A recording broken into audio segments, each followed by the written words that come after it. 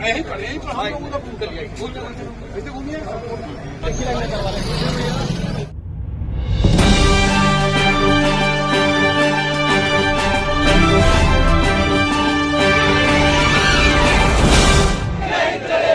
सरकार होय होय हाय हाय हाय मोदी सरकार होय होय हाय सरकार होय होय हाय हाय युवा कांग्रेस जिंदाबाद जिंदाबाद जिंदाबाद। जब मोदी डरता है ईडी को आगे करता है, जब मोदी डरता है ईडी को आगे करता है। युवा कांग्रेस जिंदाबाद। रांची के ईडी कार्यालय यानी जो एयरपोर्ट रोड स्थित ईडी कार्यालय है, आज झारखंड कांग्रेस की ओर से यहाँ जोरदार प्रदर्शन किया गया और इस प्रदर्शन में झारखंड कांग्रेस के प्रभारी के राजू, प्रदेश कांग्रेस अध्यक्ष केशव महतो कमलेश, स्वास्थ्य मंत्री इरफान अंसारी, पूर्व प्रदेश अध्यक्ष राजेश ठाकुर, पूर्व केंद्रीय मंत्री सुबोध कांत सहाय, पूर्व विधायक अंबा प्रसाद सहित कांग्रेस के तमाम बड़े छोटे कार्यकर्ता नेता यहाँ ईडी कार्यालय के समय समक्ष धरना देके ईडी का विरोध दर्ज किया। तो चलिए बताते हैं कि मामला क्या है। मामला है हेराल्ड केस को लेके, जिसमें सोनिया गांधी, राहुल गांधी के खिलाफ चार्जशीट दायर किया गया है और 25 अप्रैल को राउच एवेन्यू कोर्ट दिल्ली में इसकी सुनवाई होनी है। आपको याद होगा कि 2 दिन पहले 14 तारीख को हम लोग ने बाबा साहब अम्बेडकर की जयंती मनाई और उसमें हमने कसम खाया था कि ये जो लोग सत्ता में दिल्ली में बैठे हुए हैं, ऐसे लोग संविधान को कमजोर करना चाह रहे हैं। इसी के इशारे पर पूरा देश में कहीं ना कहीं देश की नजर को बचाने को प्रयास कर रहे हैं। स्टेट हेडक्वार्टर से कांग्रेस धरना में शामिल हुआ क्यों सोनिया गांधी जी, राहुल गांधी जी पर लोग चार्जशीट फाइल किया, केवल पॉलिटिकल वेंडटा से ये चार्जशीट फाइल किया। उनको विरोध करने के लिए हम काम कर रहे हैं, जिसको देश की जनता याद रखेगी और आने वाले चुनाव में आपका मुंह तोड़ जवाब देगी। इन शब्दों के साथ बहुत बहुत धन्यवाद।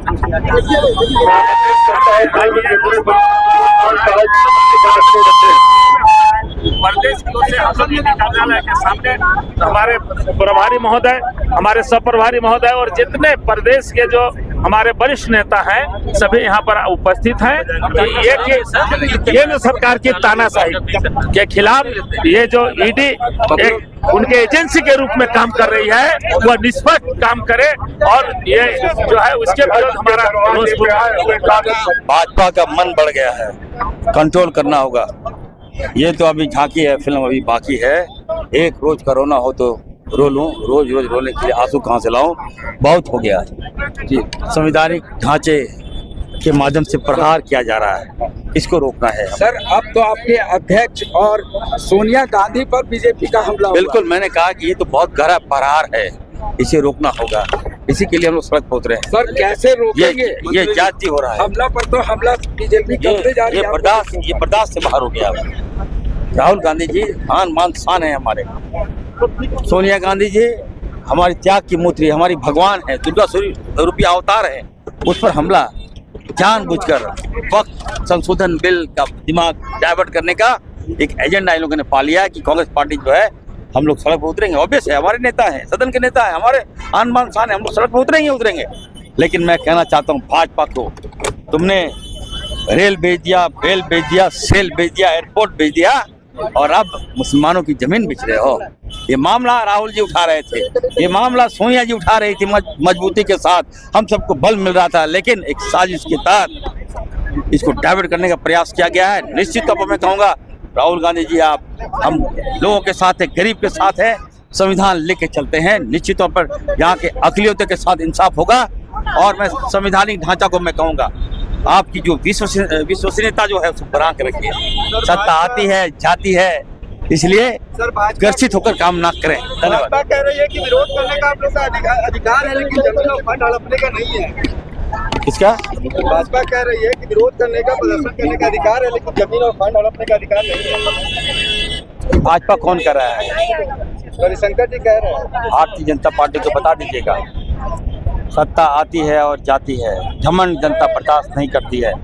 राहुल जी, गांधी परिवार ने देश को दिया, 70 साल हमने सेवा किया, हम लोग संवैधानिक ढांचे को कभी दुरुपयोग नहीं किए थे, लेकिन जिस तरह से ये काम कर रही है, हमें लगता है कि हम सबको भी संवैधानिक ढांचे का अगर सरकार बने तो उसका मिसयूज करना चाहिए। पूरे परिवार को ईडी के घेरा में बीजेपी ले लिया, क्या लग रहा है पूरे परिवार? देखिए, मैंने कहा वक्त बोर्ड जो बिल है उसको इसका माइंड डाइवर्ट करने का प्रयास है। राहुल जी का क्या कर लेंगे ये लोग, सोनिया जी का क्या कर लेंगे ये लोग, रॉबर्ट वाड्रा जी भी है, क्या कर लेंगे, देखिएगा क्या हो जाएगा। हम पाक साफ हैं, ठीक है, आपको जांच करने का अधिकार है, जांच कीजिए और क्या कीजिएगा। हम गलत नहीं हैं, गांधी परिवार देश चलाया है, देश को सारा जो आप देख रहे हैं देश डेवलपमेंट गांधी परिवार किया, तो क्या कमी है? का मकसद है पूरा वक्त कानून को लेके ये देश में बिल्कुल माइंड डाइवर्ट है ये वक्त बिल संशोधन कांग्रेस को, ताकि कांग्रेस कमजोर हो जाए, कांग्रेस का दिमाग धरना प्रदर्शन में चला जाए और ये लोग जो है वक्त बोर्ड बिल पास कर दें। क्या लगता है सर, चुनावी माइलेज लेने के लिए राहुल गांधी को फंसाया? लेकिन नीतीश कुमार को मैं कहूंगा, नीतीश कुमार जी आप बीजेपी से हटिए, तुरंत हटिए, ये आपको यूज कर लिया और आप जिस पद पर हैं वहाँ मुसलमानों का देन है। मुसलमानों ने आपको विधायक बनाया, सांसद बनाया, मंत्री बनाया और 20 साल से लगातार आप जो सीएम है मुसलमानों की ही देन है। शुद्ध बुद्धि दे, नहीं तो ये भाजपा जो है ना बोरिया बिस्तर समटे का और मोदी जी का झोला उसमें आपको बैठा के ले जाएगा बाहर। 29 में हम लोग आएंगे, याद रखिए। सोनिया गांधी के पूरे परिवार ही ईडी के घेरा में नहीं, वो तो देखिए, एक ये परिवार है जिसने अपने प्राणों की आहुति देकर के इस देश को बचाया है, इस देश को बनाया है और संविधान को बनाया है, और उस संविधान को और देश को हम बर्बाद होते नहीं देख सकते। हम लगातार संघर्ष करेंगे। उन्होंने जो संविधान को बचाने की लड़ाई लड़ी है, जो वक्त बिल लाया गया उसका जो विरोध है, हम जब मुखर होकर करने लगे तो कहीं न कहीं डरपोक और निकम्मी सरकार ने एक बार फिर से कदम उठाया है। आपने देखा था किस तरह से हमारे मुख्यमंत्री हेमंत सोरेन को 5500 पन्नों का चार्जशीट दाखिल करके और जेल भेजा गया था। नतीजा क्या हुआ? 56 इंच का दम भरने वाले जो प्रधानमंत्री हैं उनका हमने 56 विधायकों के साथ सीना तोड़ने का काम किया और यहाँ एक बार फिर से मजबूत सरकार देने का काम किया है। तो हमारे जो साथी है आफ्ताब, अब हम इनसे पूरा मामला समझना चाहेंगे कि आखिर नेशनल हेराल्ड मामला क्या है और कांग्रेस पूरे देश भर में प्रदर्शन क्यों कर रही है। आफ्ताब बताएं। देखिए, सबसे पहले कि मामले को समझना पड़ेगा कि एजीएल जो है 1937 में जवाहरलाल नेहरू के द्वारा बनाई गई थी और वो उनका काम ये था कि नेशनल हेराल्ड जो पेपर है उसको चलाना, उसका संचालन करना। 2012 में जो है एक यंग इंडिया के लिमिटेड के नाम से एक ऑर्गेनाइजेशन बना और जिसके कि 76% स्टेक जो है वो सोनिया गांधी और राहुल गांधी के नाम। तो जो मनी जो है करीब 76% यानी कि वो मालिक हो जाते हैं 50 राहुल गांधी और सोनिया गांधी। तो 2012 में जो नेशनल हेराल्ड का जो प्रॉपर्टी थी, पूरे जैसे वक्फ बोर्ड की प्रॉपर्टी है उसी तरह से इनकी भी प्रॉपर्टी है और वो हस्तांतरण हुआ है यंग इंडिया की तरफ। तो इसमें 50 लाख रुपए के एवज में लगभग 2000 करोड़ का जो है ये जो चीज है, नहीं लोन नहीं, 2000 करोड़ का जो एसेट बना रहे हैं, देखिए एसेट है वो हस्तांतरित हुआ है इन लोगों के पास, यंग इंडिया के पास में। तो अब जो है ईडी जो है, आपको देखिए ईडी के बारे में थोड़ा समझना पड़ेगा कि ईडी जो है वो पीएमएलए जो होता है, प्रोविजन ऑफ जो मनी लॉन्ड्रिंग एक्ट है, तो उसके लिए उसमें क्या है उसको समझना पड़ेगा। वो किसी को भी अरेस्ट कर सकती है, किसी भी चीज़ को अपने आप में अटैच कर सकती है, ये चीज़ है। सीआरपीसी की जो धारा होती है वो पुलिस और सीबीआई की उस पर काम करती है। तो उसमें होता है कि जो जिसको भी आरोपित किया गया है उसको उस पर केस को जो है पुलिस बताती है कि ये मामले में ये दोषी हैं। लेकिन पीएमएलए में जो मामला होता है तो उसमें है कि आपको अगर पीएमएलए में द्वारा आपको आरोपित बना दिया गया तो आपको सिद्ध करना है, यहाँ पर पुलिस सिद्ध नहीं करेगी, आपको सिद्ध करना है कि आप इनोसेंट हो। तो मामला यही है। तो कुल मिलाकर के ये कहा जा सकता है कि ईडी का जो है दुरुपयोग किया जा रहा है और कांग्रेस का आरोप भी है कि ईडी का दुरुपयोग किया जा रहा है और कहीं ना कहीं से राहुल गांधी को और सोनिया गांधी को, जो कि फ्रंट फुट पर खेल रहे हैं, और जिस तरह से बिहार में जो रैली उन्होंने की, जन सैलाब उबड़ा, तो और जिस तरह से मंत्री लोगों का कहना था कि वक्फ बोर्ड के कानून पे जो पब्लिक में जो इस तरह का आक्रोश है उसे भटकाने के लिए, देखिए केंद्र सरकार हमेशा भटकाने का ही काम की है।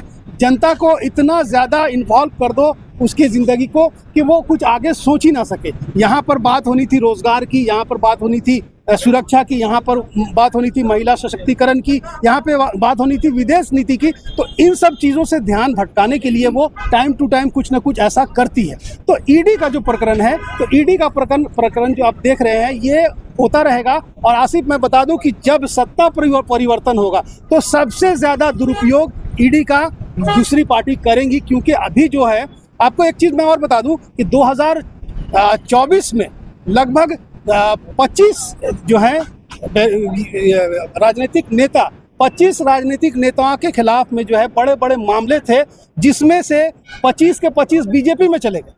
अब जैसे आप चिट फंड का मामला ले लीजिए, शुभेंदु अधिकारी का, या कोलकाता का अशोक चौहान का मामला ले लीजिए, आदर्श घोटाले का, या हेमंता विश्व शर्मा, आप देखें, अजीत पवार, प्रफुल्ल पटेल, इन लोग जितने भी लोग हैं, मैंने जितने घोटालेबाज है, जब ईडी इन पर दबिश डाली और ये बीजेपी में आ गए तो पाक साफ हो गए। बिल्कुल, तो यही चीज मैं कह रहा हूँ कि ये जो कानून आया है, बना है, जो पीएमएलए बना है, ये इसका दुरुपयोग जो है आने वाले समय में, क्योंकि सत्ता है, सत्ता तो परिवर्तन होगी ही, तो ऐसे में आने वाले समय में सबसे ज़्यादा दुरुपयोग इनका देखा जाएगा। और मैं जिन 25 राजनेताओं की बात कर रहा था, 25 राजनेताओं में 23 के केस को टोटली सस्पेंड किया गया है या क्लोज कर दिया गया। तो कुल मिलाकर के ये जैसा कांग्रेस आरोप लगाते हैं कि वॉशिंग मशीन है बीजेपी के पास में, उस मशीन में जो भी धुलता है वो पाक साफ हो जाता है। तो कहीं ना कहीं से राहुल गांधी भी अगर बीजेपी में चले जाते हैं तो उनका भी पाक साफ वो भी निकलेंगे, लेकिन क्योंकि वो एक बड़ी पार्टी है और उनके वो करता धरता है, तो ऐसा पॉसिबल नहीं है। तो ऐसे में कुल मिलाकर के यही कहा जा सकता है कि कहीं ना कहीं से डिस्टर्ब करने की कोशिश की गई है। और जितने ईडी पर हम भरोसा तभी करते जब 25 राजनेता जो बीजेपी में चले गए हैं, उनके खिलाफ में बहुत सारे मामले हैं, तो उनके बारे में भी अगर इस तरह के काम करती, इस तरह की बातें करती, तो लगता कि ईडी जो है वो ईमानदारी से काम करती। आफ्ताब, आज मैंने देखा कि बंगाल में भी ममता बनर्जी हुंकार भरी है, मुस्लिम के उलमाओं के साथ बैठक की है और उन्होंने साफ शब्दों में कहा कि बंगाल में जो दंगा हो रहा है ये गोदी मीडिया की देन है, वो सच्चाई को नहीं दिखा रही है, वो प्रायोजित वीडियो को दिखा के लोगों को भड़काती है। दूसरी बात, ममता बनर्जी ने बहुत बड़ी बात बोली कि बाहर के लोगों को बुला के कलकत्ता में दंगा कराया जा रहा है। उन्होंने वहाँ के मुसलमानों से दरखास्त अपील भी की कि आप लोग शांतिपूर्वक प्रदर्शन करें, आपके आड़ में बीजेपी गेम खेलना चाह रही, हिंदू मुसलमान को भड़काना चाह रही है, जबकि देश में कभी भी हिंदू मुसलमान को अलग नहीं कर सकते। उन्होंने आह्वान किया है पूरे बीजेपी के जो अगेंस्ट पार्टी है उनसे कि आप लोग सड़क पर दिल्ली में उतर के इसका विरोध दर्ज करें, ताकि जो हिंदू मुसलमान का दंगा ये कराने चाह रहे इससे हम रोक सके। और साथ ही साथ उन्होंने कहा कि जैसे आपने भी बताया कि महंगाई पर नहीं कुछ बोलते, बेरोजगारी पे कुछ नहीं बोलते, आर्थिक स्थिति देश की क्या उस पर बात नहीं करते, बस मुद्दा को भटकाते हैं। चूँकि अभी वक्फ कानून का मामला है और बीजेपी की सरकार ये देख रही है कि पूरे देश में इसका मजम्मत हो रहा है, सारे political party BJP India alliance को छोड़ के सारे विरोधी पार्टी खुलकर विरोध कर रहे हैं, सड़कों पर विरोध हो रहा है। तो अब बीजेपी को लग रहा है कि कहीं हमारा ये गेंद गलत दिशा में तो नहीं चला गया, तो ये माइंड को क्या कन्वर्ट करने का पूरा कोशिश कर रही है। देखिए, सबसे पहले 2-3 मुद्दे मैं उस पर बात करूंगा कि देखिए बीजेपी में सब कुछ अच्छा नहीं है, सब कुछ ठीक नहीं है, क्योंकि आपको याद होगा कि नरेंद्र मोदी जो है वो आडवाणी के सबसे करीबी थे और आडवाणी के वक्त में आडवाणी को जिस तरह से साइडलाइन किया गया और नरेंद्र मोदी प्रधानमंत्री बने, तो अब 75 साल के प्रधानमंत्री मोदी उन्हीं का बनाया हुआ कानून है कि उनको जो है रिटायर कर दिया जाए।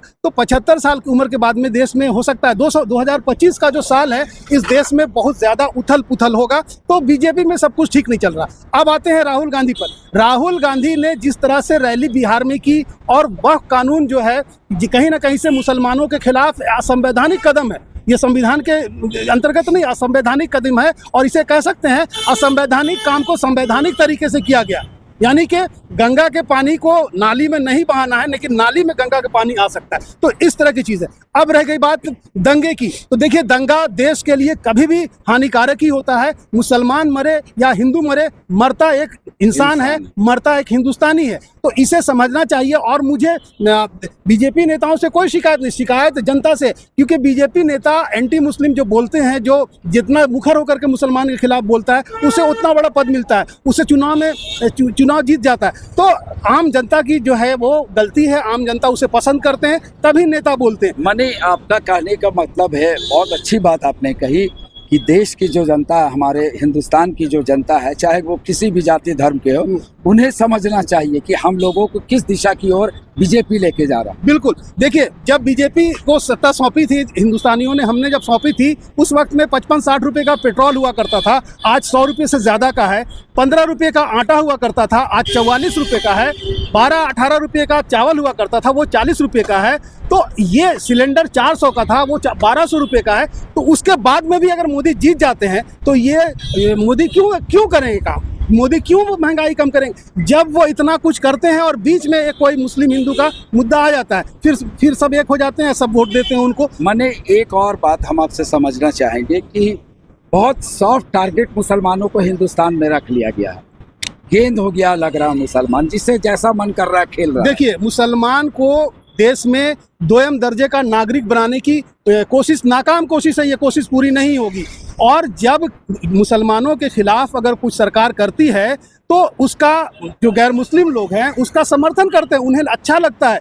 अगर जिस दिन ये चीज़ अच्छा कोई हिंदू मुसलमान के खिलाफ सुने और वो उस चीज़ को खारिज कर दे, तब उस नेता ऐसा काम नहीं करेंगे। नेताओं को दिखाई पड़ रहा है कि हिंदू मुस्लिम का मुद्दा जब लाते हैं तो हमें वोट भी ज़्यादा मिलता है, लोग मेरे समर्थन में भी ज़्यादा उतरते, तो वो फिर क्यों ना करेगा। तो अभी जिस तरह की सरकार चल रही है, सारे को बीमारी है, सारे को बीमारी है, सभी दाब के बैठे हैं। क्यों? उन्हें हिंदू मुस्लिम का जो खुराक दिया जाता है उसे ले करके वो समझते हैं कि हम अमर हो गए, लेकिन वो अमर नहीं है। आफ्ताब, एक चीज़ और बहुत अच्छी बात आज हो रही है, आज खुल के बात करना का मन भी कर रहा है। अब तो फिल्मों से इतिहास की जानकारी दी जा रही है। ये ओरिजिनल इतिहास क्या है ये कोई नहीं पढ़ रहा है, अब फिल्म से इतिहास को भी बनाया जा रहा है। और पब्लिक को ये सोचना चाहिए कि जो फिल्म बनाते हैं वो कारोबार करते हैं, वो पैसा कमाते हैं, चाहे वो डायरेक्टर प्रोड्यूसर हो, चाहे वो हीरो हीरोइन हो। तो अब तो देश में बड़ा अजीब सा मामला चल रहा है। देखिए, यहाँ पर सीधी सी बात है कि कांग्रेस भी बहुत ज़्यादा धुली हुई पार्टी नहीं है, कि बहुत साफ सुथरी पार्टी है। अपने वक्त में वो भी इस तरह के काम की है, जो भी करना था वो की है। अब रह गया कि जिसको मौका मिलता है वो छोड़ता नहीं है। मैंने आपकी एक बात मुझे याद आ रही है, आप हमेशा बोलते थे कि कांग्रेस, मुसलमानों को कांग्रेस ने दबाया और बीजेपी अब कुचल रही है। बिल्कुल यह है कि कांग्रेस ने दबाया है, दबा के उनकी आर्थिक स्थिति को इतना दूर ले गई है। और हमेशा मुसलमानों को भारतीय जनता पार्टी और आरएसएस का डर, हिंदुओं का डर दिखा करके उनका वोट वो समेटना चाहती थी। तो इसी चीज़ को उन्होंने 2002 में आजमाया गुजरात में, और गुजरात में ये सफल हुआ, तो ये फिर देश में पूरा लागू किया। और आप देखेंगे कि जितने भी नेता हैं जिनके मुंह से जो जहर निकलता है मुसलमानों के खिलाफ, उन्हें अच्छे बड़े पदों पर बैठाया गया। तो वो जान रहे हैं कि मुझे कुछ करना नहीं है, काम करना नहीं है, सिर्फ जुबान से मुसलमानों के खिलाफ बोल देना है, वोट अपने आप जो है पोलराइज हो जाएगा, हमारी तरफ आ जाएगा। चलिए, तो बहुत सारी बातें हो गई और आज जो नेशनल हेराल्ड का मामला पूरा देश और दुनिया में चर्चा का विषय बना हुआ है। सोनिया गांधी, राहुल गांधी को इस मामले में चार्जशीट दाखिल किया गया है। दूसरी ओर रॉबर्ट वाड्रा जो प्रियंका गांधी के पति हैं, उन्हें भी ईडी के समक्ष जवाब देना पड़ रहा है। कल भी दिए, आज भी दे रहे हैं। यानी कहा जा सकता है कि देश में वक्फ कानून को लेकर जो बवाल छुड़ा हुआ है, अब ईडी फिर सुर्खियों में आ गई। कैमरा पर्सन के साथ मैं और आफ्ताब, न्यूज़ बॉक्स भारत। नमस्कार।